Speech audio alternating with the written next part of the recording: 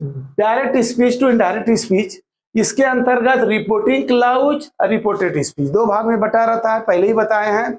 बोलने वाला जो होता है रिपोर्टिंग क्लाउज, बोली गई बात रिपोर्टेड स्पीच।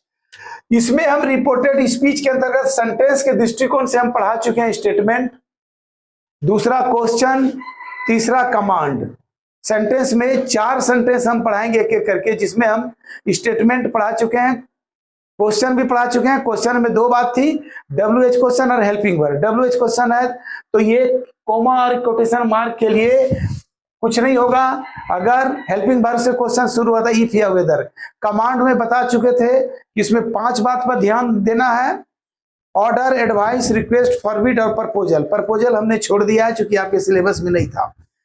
हमने पढ़ाया आपको 3 सेंटेंस, स्टेटमेंट, क्वेश्चन, कमांड। आज हम चौथा सेंटेंस के रूप में ले रहे हैं एक्सक्लामेशन, EXCLAMATION।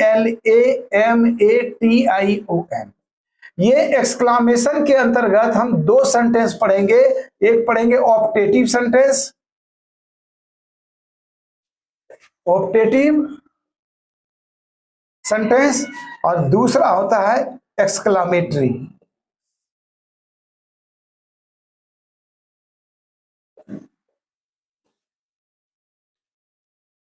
तो 2 तरह का सेंटेंस एक्सक्लामेशन में आता है, एक आता है ऑप्टेटिव, दूसरा आता है एक्सक्लामेटरी। सबसे पहले हम ऑप्टेटिव सेंटेंस को लेते हैं। इस सेंटेंस के अंतर्गत प्राय आशीर्वाद की बात होती है। जब यहां पर हम रिपोर्टिंग क्लॉज में लिखते हैं जैसे ही शेड टू मी, इस तरह का प्राय प्रयोग होता है। प्राय देखते हैं कि ये पास्ट टेंस में रहता है, और अगर ये प्रेजेंट टेंस और फ्यूचर में है तो उधर टेंस चेंज नहीं होगा, लेकिन ये पास्ट में है तभी टेंस चेंज होगा। ये हर बार बताते आ रहे हैं। इसमें हम देखते हैं क्या कि अगर ऑप्टेटिव है तो ये मे से शुरू होता है, मे देके यहां सब्जेक्ट होता है और फिर सेंटेंस ऐसे होती है, ऐसे हम कोटेशन मार्क में बंद कर देते हैं इसको। अब रही बात, यहां पर निर्भर करता है कि सब्जेक्ट क्या है। अगर सब्जेक्ट यहां पर गॉड शब्द का प्रयोग किया गया है, क्योंकि किसी को भी हम आशीर्वाद देते हैं 2 तरह से, एक डायरेक्ट देते हैं जैसे may you live long, direct, और बीच में कभी कभी गॉड लगता है, मे गॉड हेल्प यू, ईश्वर तुम्हारी मदद करे। तो कभी कभी हम गॉड को लाते हैं और कभी कभी हम बिना गॉड को लाए हम आशीर्वाद देते हैं। 2 तरह की बातें होती है। अगर ये यहाँ सब्जेक्ट में गॉड की जगह पर है सब्जेक्ट, तो यहां पर जब हम इनडायरेक्ट स्पीच करेंगे, ये ऑप्टेटिव सेंटेंस की बात कर रहे हैं, तो ही प्रेड, टू मी के जगह फॉर मी होता है, यानी यहां जो ऑब्जेक्ट रहेगा ये फॉर होकर लगेगा। ये अगर रहेगा तो इस तरह से होगा।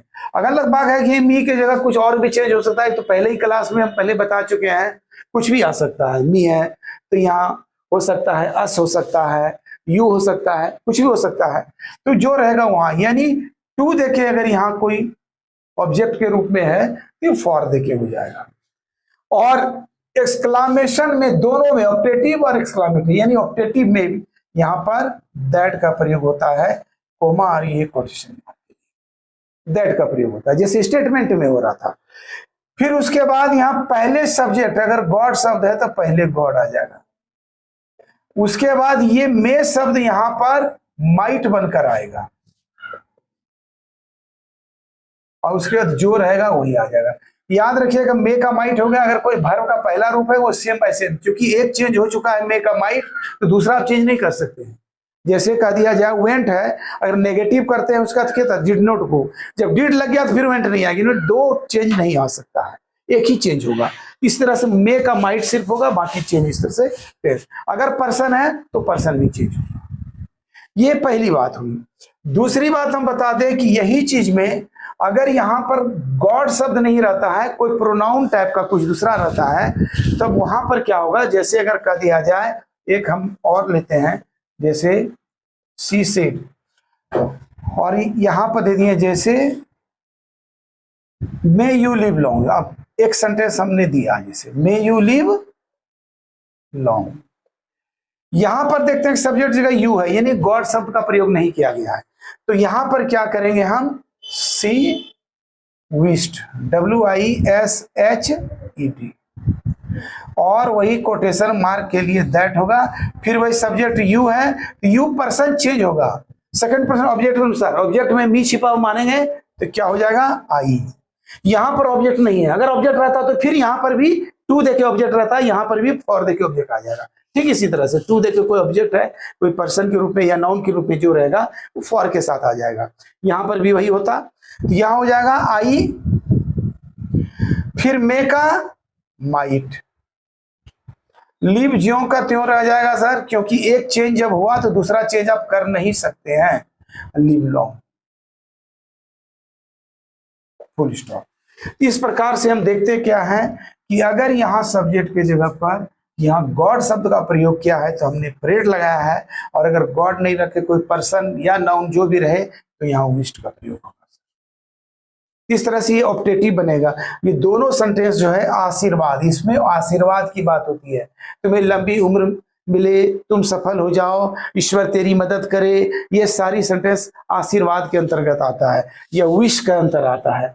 तो अगर गॉड शब्द का प्रयोग किए हैं तो सेड को हम प्रेड के बदले में चेंज करेंगे, और अगर गॉड नहीं है तो हम इसको विश्ड में चेंज करेंगे। एक और बात आती है, कभी कभी इसी के अंतर्गत होता है कि आशीर्वाद होता है तो इसमें उल्टा हो सकता है, साफ भी दे सकता है। जैसे अगर कह दिया जाए कि she said may you die of cholera, मार दे दिए, may you die of cholera, उसने कही तुम हैजा में मर जाओ, साफ दे दिया। तो यहां पर क्या होगा, सी कर्स, सी यू,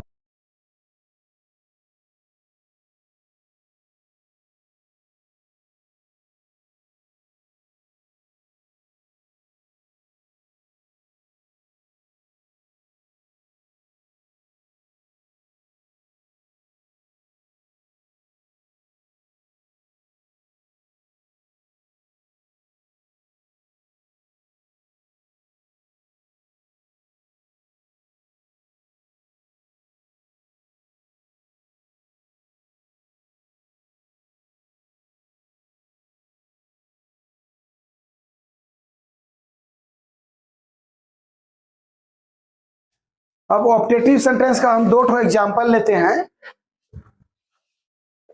जैसे अगर दिया रहे ही सेड टू मी, और दे दिया जैसे may God help you, may God help you, उसने मुझसे कहा ईश्वर तुम्हारी मदद करे, ईश्वर तुम्हारी मदद करे।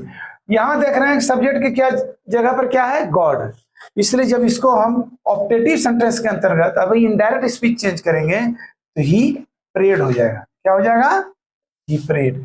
और टू मी के जगह फॉर मी,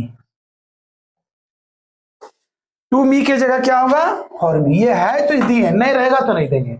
और ये कोमा और कोटेशन जो है इसके लिए हम दैट डालेंगे। फिर क्या है, गॉड, गॉड डाले, अब मे के जगह माइट,